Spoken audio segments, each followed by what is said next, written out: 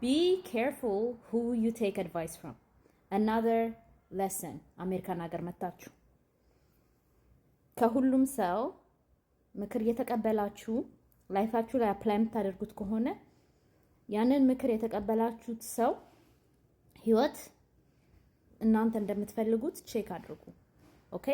ምክንያቱም ያንን ምክር ወስዳችሁ ራሳችሁ ላይ አፕላይ ካደረጋችሁት you're going to end up in the same position that person ended up in.